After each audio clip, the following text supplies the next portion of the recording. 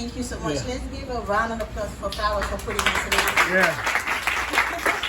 I think a lot of you guys already know about Bklyn. For those who are not sure what we do, we started as a co-working space. Now we are an innovative hub for creator and small business in the community.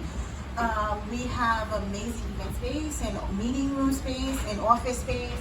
And actually we have been very active supporting the small business here. So tonight is actually a day that I would like to introduce you guys to a new breed. During the pandemic last year, we have a lot of issues, just like everyone else, We lost a lot of money, but I'm actually very proud to introduce to you guys a new breed of community that's in Bklyn. Bklyn actually have 4 major communities. We have the creative community, we have the artist communities, the small business, and the social club upstairs. And I wanted to actually take the time to let you guys know who are the new entrepreneurs that's actually leading the way. They have been very active, they're amazing. During the COVID, they have started their business. But before I kind of introduce them, I just want to say a little bit something about Farah. I met Farah probably like 4 years ago here when I was having a lot of issue with the cops when we do events. The cops used to come here. And I used to call Farah all the time.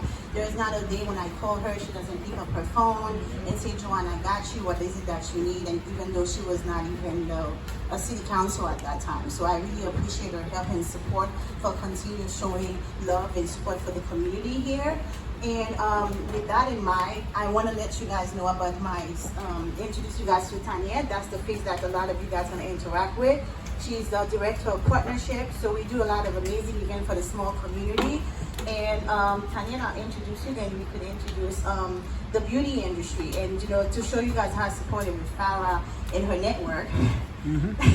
The minute that she knows about the beauty industry, nails, hair, everything's got done to the small business here. We like a really good supportive community where we create an ecosystem where we all work with each other. The minute that she knows, she was like, Joanne, I got you. I'm going to make sure I find support and resources for these girls here. They're from the community, and I really appreciate it, Farah. Thank you. Yeah. Thank you. I've known Joanne now for about 8 or 9 years, and I've been seeing the magic she's been creating over that time, and for her it's always been about community. And I think what this time of COVID has shown us, I always say it's like old school is now new school. It's going back to that grounding space at the beginning where community is everything, where through community anything is possible. So even though there's been some chaotic times, we can always turn to community to grow. And part of the vision with coming on board to help out here is I've seen it from different extremes. I've been an entrepreneur rejected for doing the pitches to get funding and being bypassed, and also worked in a corporate environment as well. And part of the vision is taking all the goodness that's been created here and really leveling it up in a way that allows everyone under this roof to thrive personally and professionally. So I'm going to be looking for companies that are in alignment with that vision, because I'm not into silos. There's too many silos of communication. We need more bridges. We need information coming to the Black and brown communities that normally don't get them. And so we want to be able to bring in those sponsors, and they're out there. They believe in this vision so that everyone under this roof can thrive. And that's pretty much where we're hitting the ground running, basically. Because our goal is every business that thrives is in itself its own little circular economy. And the more of these small businesses under this roof that can thrive, the more this community will thrive, and the more that we can be an example for other people to do the same. So thank you. Samantha is a perfect example. She's a new mom.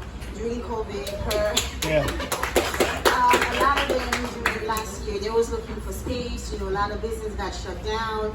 And actually, I just had her share some of her vision of what she's doing downstairs, and how Farah has able to meet some of them this whole week, and to share her services with you guys.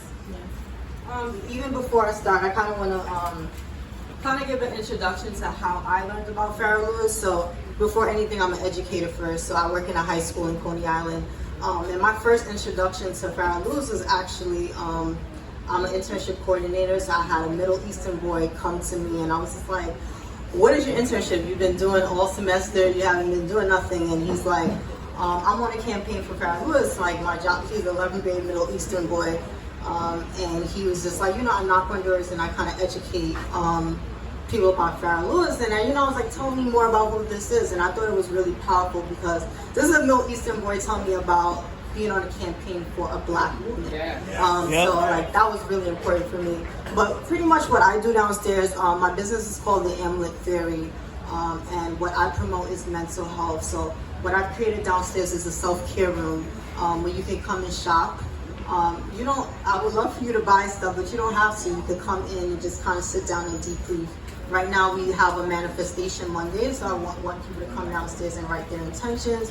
And then we do a beautiful wellness Wednesday where we have nice cocktails and tea. And it's really about self-care. It's about what is your self-care ritual, and how do you take the time to really tap into your culture. Because as I help students sometimes write their college essays, one of the first questions I ask them is, what is your culture? What is something that you want them to know about you? And that's what it's about. It's about bringing all the different types of ways for wellness and mental health into one, into just kind of one business, and really having everyone think about that, especially after post-COVID.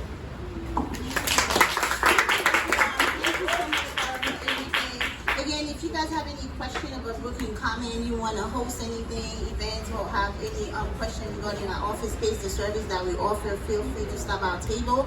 We have an amazing event, which is like a big pop-up that we host every year, scheduled for November 18th. It's called Open Desk Small Business. So we do it in parallel of Small Business Saturday. This is something you guys should take an opportunity. We have over 500 people here and 40 vendors.